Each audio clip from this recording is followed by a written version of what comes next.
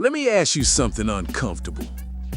If Afrobeats is selling out arenas, if it's dominating streaming platforms, if it's soundtracking TikToks, films, commercials, fashion shows, and luxury brands, why can't you turn on your car radio in America and hear it consistently on FM? Not once a week, not at 2 a.m., not in a special segment. I mean regular rotation. And that's not an oversight. That's not bad timing. That's not a mistake. That's design. I'm Jamal Winfield. This is Stream Kings, and today we're talking about why Afrobeats gets love everywhere except where the gatekeepers still think they control culture. Let's kill the lie right now. Afrobeats is not emerging. Afrobeats is not next up. Afrobeats is not having a moment. Afrobeats is established global infrastructure. Over 500% streaming growth since 2017. Stadium tours across Europe, Africa, and North America. Artists charting without US radio. Producers influencing pop, hip-hop, R&B, and dance music worldwide. So if the music is winning, if the artists are winning, if the fans are locked in, then why is FM radio still acting confused? Because this has never been about sound. It's about control. Let's be honest about what FM radio actually does today. Radio doesn't break culture anymore.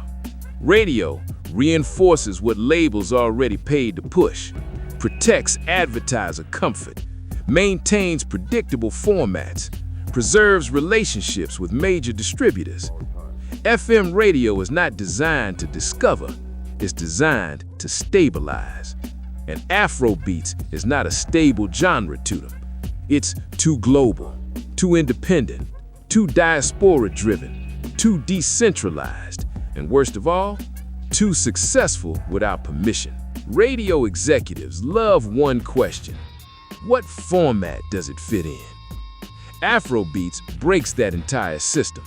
It's not just hip-hop, R&B, dance, pop, Caribbean. It's all of them and none of them. So instead of evolving formats, radio does what it always does to uncomfortable culture. It shrinks it. They call it world music, international, specialty, or weekend programming. That's not classification. That's containment. Here's the secret most people don't get. Major US labels do not fully control Afrobeats, and that's the real issue. Afrobeats grew through independent African labels, UK distributors, diaspora collectives, producer-led ecosystems, direct-to-fan strategies. By the time US labels showed up, the culture was already built. No 360s, no long-term ownership, no radio leverage. And labels don't like genres they didn't birth. They like assets they can own, predict, and recoup. Afrobeats artists don't need that system to survive, so the system slows down their exposure instead. Let's talk money. Radio lives on advertising, and advertisers hate one thing more than anything: uncleared data. Afrobeats audiences are global, multilingual, diaspora-based, digital first, and not boxed into outdated Nielsen models. Radio sponsors ask, where do they shop? How do we target them? What box do we put them in? Instead of modernizing their data, radio avoids the genre. Meanwhile, those same brands are using Afrobeats everywhere else. This is where it gets nasty. Afrobeats is everywhere. Nike campaigns, luxury fashion, movie trailers, TikTok trends, streaming ads. But when it comes to radio, they'll play a US artist using an Afrobeats beat, a pop artist borrowing the rhythm, a watered-down version with a familiar voice, but not the originators. Same sound, different accent, different face. That's not coincidence. That's cultural filtering. Here's why the UK and Diaspora won first. UK radio had pirate stations, community radio, diaspora DJs, fewer corporate walls. They let culture grow from the ground up. BBC One Extra didn't invent Afrobeats. They listened. US radio, they waited for a press release. By then, it was already too late. Radio loves to say it doesn't test well. Streaming said people already chose. Tours said we're sold out. Merch said we're profitable. Radio didn't predict a wave. They watched it pass. DJ Franchise and the Borderless Future. Projects like DJ Franchise, NARC 2, Black Ops UK prove something undeniable. The future of music is diaspora connected, borderless, genre fluid, independent first. Radio can either adapt or become irrelevant background noise.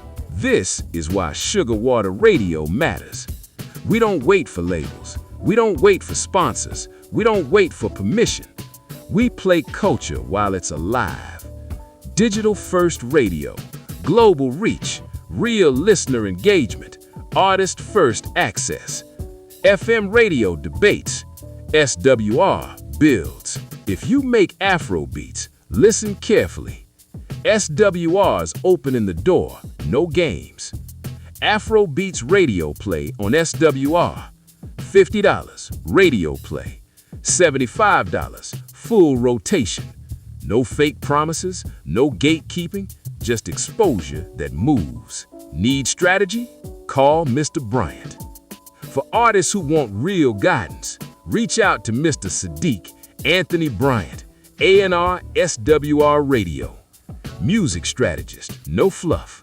If you get him on the phone, you're already ahead. Call him right now. If you believe culture shouldn't be filtered, support the stations that actually play it. Independent radio survives because listeners care. Afrobeats is not waiting for America. It already won globally. The only question left is, will FM radio evolve, or will history remember it as the place culture used to live? I'm Jamal Winfield. This is Stream Kings, and this is what real radio evolution sounds like. Stay locked in.